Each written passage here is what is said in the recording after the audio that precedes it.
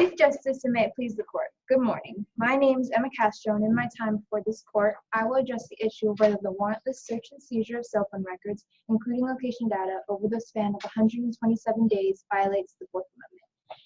This is a flawed question, however, as it is irrefutable that there was no search. There wasn't even a violation. It was simply the company handing in their information to aid in the investigation. To make this perfectly clear, Mr. Carpenter signed a terms and agreements contract given to every phone user that, if read, informs the customer that the information, including but not limited to the data obtained by the FBI, is property of the company, not Mr. Carpenter. It is vital to remember that this is not an app where one may just skip through it and not read it. It's a contract that was clearly outlined upon sale of the phone. And Counselor, now, are you saying that he was aware of this when he went to Metro to get his cell phone in the first place? Yes. Continue. He signed over his rights when he turned on his phone, something of which we know he was notified. This is not a case about technology or privacy as the petitioner may have you believe. It is about ownership. The company has ownership of the information, and Mr. Carpenter was told this, so he has no foundation for this case. Counselor, on that same line, the petitioner may say that, well, since they own the phone, they own the rights. Explain to me why that's a faulty idea. Because Mr. Carpenter signed the contract referred to previously, and in that contract he stated that the information was property of the company. Okay, continue.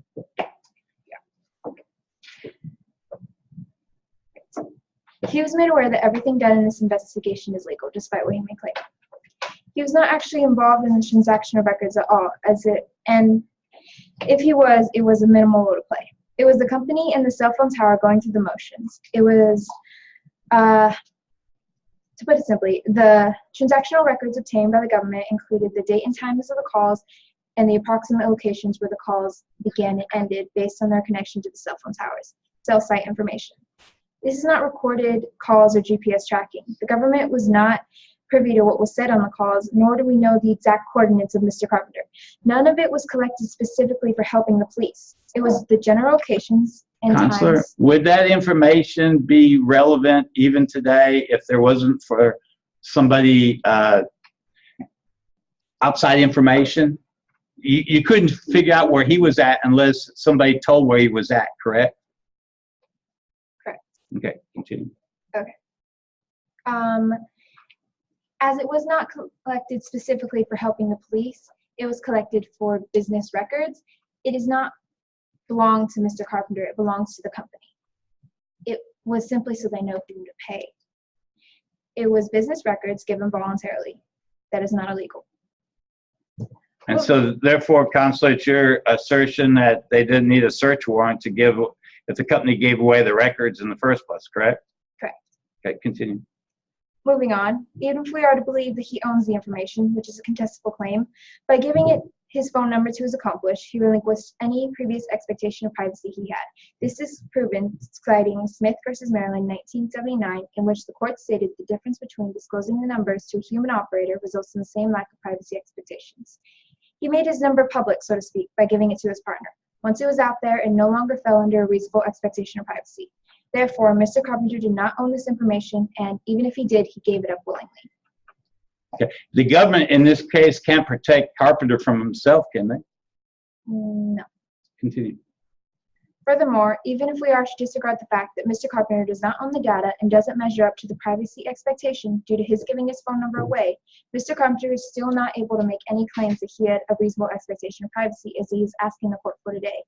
Citing Katz versus the United States, 1967, a reliable and reasonable expectation of privacy is reliant on two requirements. The person exhibited an expectation of said privacy and that society recognizes as so. This is per Justice Harlan's specifications. It's a clearly fine line that our government did not cross, completely obliterating any chance Mr. Carpenter had at a plausible case. He exhibited no expectation of privacy regarding his data, i.e. his general call location, due to the fact that the information is accessible to his service provider, a fact we know Mr. Carpenter is aware of. Everyone is aware of it.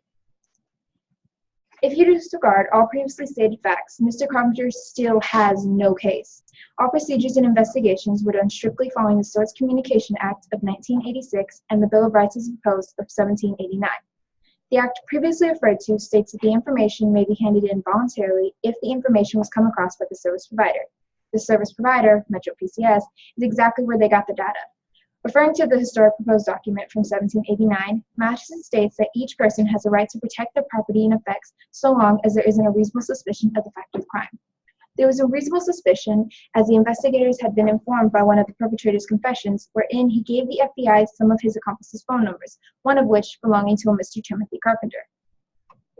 Additionally, the terms and conditions contract states that Metro PCS can turn over information if they think that by withholding it, they are not protecting their interests, safety, and property and that of their service providers. If T-Mobile and Metro PCS are owned by the same company and use the same towers, and if the information can stop the robbery of more T-Mobile stores, why would they not hand it in? They are complete liberty to do so. Taking all of this into account, the law enforcement officers have every right to use said information to convict him of his crime. Mr. Carpenter is attempting to pull the wool over your eyes by making claims the U.S. government violated his rights. He's not asking for the right to privacy. He's asking for a breach of contract. This is something that cannot stand in this or any courtroom. Because of these facts, I will ask this court to uphold the lower court's decision. Thank you for your time. Any further questions? Thank you very much. Second speaker, please.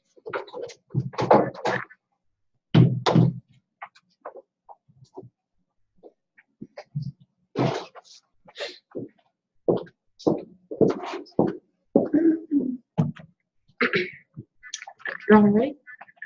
Good morning, Your Honor. May it please the court. I, Bryssa Rodriguez, will represent the respondent, the United States of America, in the case before the court today. I will expand on the issue where the warrantless search and seizure of cell phone records, which include location and movements of cell phone users, violate the Fourth Amendment. In my time before the court, I will demonstrate that this case did not involve an illegal search and seizure, nor a violation of Mr. Carpenter's Fourth Amendment rights at any time. To begin with, the Fourth Amendment to the United States Constitution protects and grants people the right to be secure in their persons, houses, papers, and effects against unreasonable searches and seizures, and shall not be violated, and no warrant shall issue but upon probable cause, supported by oath or affirmation, and particularly describing the place to be searched and the persons or things to be seized. Note, Your Honor, that the Fourth Amendment dictates that no warrant shall issue but upon probable cause, and supported by oath or affirmation. Your Honor, no one was ever searched in this case, and nothing was ever seized. Cross-applying all of the arguments made by my co-counsel, there was no need for a search warrant to begin with. And taking into consideration the third-party exception established in the case of Smith versus Maryland in 1979, the third-party exception is a standard established by the courts to allow the government to access information that individuals share with third parties without a warrant. The exception applies as follows. A person has a legitimate expectation of privacy and information he voluntarily turns over to third parties. In our case, the FBI obtained business records that consisted of subscriber information, toll records, call detail records that showed the phone numbers of incoming and outgoing calls, which were provided by Mr. Carpenter's cell phone provider. Counselor, none of these records were of a private nature, were they? No, Your Honor. And all the records were actually just numbers or facts to that effect, not conversations, correct? Yes, Your Honor. This will later be covered under the Smith versus Miller case. Continue. Now, Your Honor, it has long been understood that any information obtained from others involved in the crime is viable due to the fact that it was a defendant's choice to disclose their illegal activity or be vinculated within that circle of crime. How did he disclose? Well, Your Honor, before the FBI went to the cell phone provider, they obtained a confession from one of the perpetrators of the crime. And in that confession, the perpetrator mentioned Carpenter's name. And that was how they got the first digital breadcrumb to the evidence itself. Okay, so in those conversations with a human person, he called them after the occurrence of the events that transpired with the robberies, correct? Yes, Your Honor. And then they put two and two together to put him near the scene of the crime, correct? Yes, Your Honor, which is why we asked this court to note that it is not the government's fault nor the responsibility to protect Mr. Carpenter from himself. In this case, Mr. Carpenter made the erroneous mistake to happen to tell his illegal encounters with one of the perpetrators and be involved with one of the perpetrators in regards to the crime. The fact that they were able to say and participate willingly in giving that information to the FBI was simply a right under the protection of the First Amendment, Your Honor. Okay, now it's kind of interesting. Mr. Carpenter has the First Amendment right to call anybody he wanted to call, correct? Yes, Your Honor. So if we stepped in and not allowed him to call, then we would actually be denying Mr. Carpenter's rights then, correct? Right, Your Honor, as well as violating the First Amendment rights of either the company by denying them their willingness to participate and provide such information for the government, or the accomplice who was trying to get a better deal himself. Okay, continue. So as held in Boyd versus U.S. in 1886, the case involved the government requesting private financial documents in connection with fraud prosecution, and the court ultimately held that a physical invasion of a person's property is not necessary for a Fourth Amendment violation. The Fourth Amendment also protects against invasion into a person's private matters. Your Honor, this case does not involve a private matter, and those business records are not Mr. Carpenter's property. They are business records of the cell phone provider. Right, and they're not private matters, and we know that because the government, the company freely gave them to the government, correct? Yes, Your Honor. Okay, so they can't be considered private anymore. No, Your Honor. And Mr. Carpenter can try to argue that the records collected were out of an invasion of privacy, but this court again should understand that this is not the case. Many, if not all, of Mr. Carpenter's arguments are ex post facto and with the intention to appeal to ignorance. Mr. Carpenter knew from the very beginning that his cell phone provider collected data of its customer for business purposes. He allowed for that to happen the moment he signed that contract and agreed to all terms and conditions. By signing that contract, Mr. Carpenter allowed for the cell phone provider to collect data for their business purposes. And in this case, the cell phone provider used data to comply with the law. It is this simple. Mr. Carpenter is making a logical fallacy of trying to have it both ways, Your Honor, and it cannot be. As the court understood in U.S. versus Miller in 1976, when it set the standard in emphasizing that a court should focus on the nature of the records, not the quantity or sensitivity, emphasizing that a court should focus on the nature of the records, again, Your Honor. So because the nature of the records goes back to the ownership, this means that we were to look at the cell phone provider as the sole owner of such business records. And the court said in U.S. versus Miller that the defendant could not have had an expectation of privacy in the contents of the records, as they were not confidential communications, but negotiable instruments to be used in commercial transactions. Counselor, a conversation is between two people, correct? Yes, Your Honor. And conveyance is how that conversation Takes place. Yes, takes Your Honor. place. In the Supreme Court, have most of the rulings always been on conversations, correct? Yes, Your Honor. Has there ever been a ruling on conveyances? No, Your Honor. That would be good police work. If we were to look at the fact that the government somehow recorded or had direct access to Mr. Carpenter's conversations, then we would be dealing with a Fourth Amendment issue. But because that never took place, and we only looked at how the business records were recorded and who voluntarily provided it, that being the cell phone provider, there is no case that Mr. Carpenter can make in regards to an abridgment of his rights. Okay, continue. So the court said, again, Your Honor, that the expectation of privacy was not applicable in that case, and said that because the suspect voluntarily shared his information with the banks, it led the court to conclude that the defendant did not have a protected privacy interest in his bank records. So again, Your Honor, referring back to our previous arguments, an expectation of privacy cannot be upheld today. And if we were to cross-apply the Smith versus Maryland standard, the court would have to assert that individuals have no privacy interest in the information they voluntarily reveal to third parties. Now, in terms of procedure, Your Honor, the FBI did nothing out of the ordinary. The police used information that was collected by the cell phone provider regularly. Nothing was changed or altered to obtain only records that had Mr. Carpenter in them. The cell phone provider carried on with their usual business, and the privacy of others was never at risk.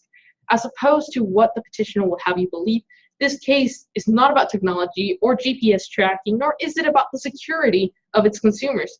This case is about the upholding of a contract that was signed by Mr. Carpenter himself, and all of the investigation was simply a product of good police work and the tailing of digital breadcrumbs. And there is nothing illegal about it, Your Honor. And ultimately, as the court in Miller held, the records belonged to the cell phone provider, and they could have denied the government's request like many large companies do. Now, Counselor, you brought up a good term there, digital breadcrumbs. How is that different than the app that actually follows you along in real time? Well, Your Honor, because digital breadcrumbs simply follow a trace, an algorithm of patterns and locations and things in regards to signals, it cannot be compared to, for example, a real-time location that would be acquired through a tracker. This never took place, Your Honor. A tracker was never placed on Mr. Carpenter. This was simply good police work. So, Counselor, you could agree to the fact, you could be assertion that that would be totally way intrusive and could be a Fourth Amendment issue. But yes. This is not a Fourth Amendment issue because why? because, again, Your Honor, it's simply a small trace. It's kind of like a first, how would I describe this, Your Honor? It's not like they're obtaining real-time location or access to where Mr. Carpenter is at all times. It's simply a signal that attracts and brings up the question as to whether two events could be linked based on that one signal. And it was taking place months after the events of the of said crime, and only after a corroborating witness was able to provide information. Continue, please. So that being said, Your Honor, no one asked for a search warrant, just like no one was searched and nothing was seized. Like the records concerning Mr. Carpenter, the investigation was aided with voluntary intel. In conclusion, Your Honor, having looked at all of the circumstances regarding this case, we ask that you uphold the lower court's ruling and rule in favor of the law. We have demonstrated and shown clearly that there was no infringement on Mr. Carpenter's Fourth Amendment rights. Counselor, one quick question before you leave. If we decide to vote for Carpenter, what would we actually do with the Constitution, in your opinion? Your Honor, you would be infringing on the First Amendment. So that being said, Your Honor, you would be violating a constitutional right. So if we were to allow for Mr. Carpenter to walk away with his crimes, we would be tearing apart the Constitution. Because there was no issue in regards to the Fourth Amendment, we cannot create an issue of the First Amendment, Your Honor. Okay, so constitutionally speaking, you're saying that the only way to uphold in today's between petition and respondent is to vote for the respondent, because you're the only one that actually upholds the Constitution, correct? Yes, Your Honor. All things being fair, we ask this court to see reason and vote for the upholding of a law. If there are no further questions, I will retire. Thank you.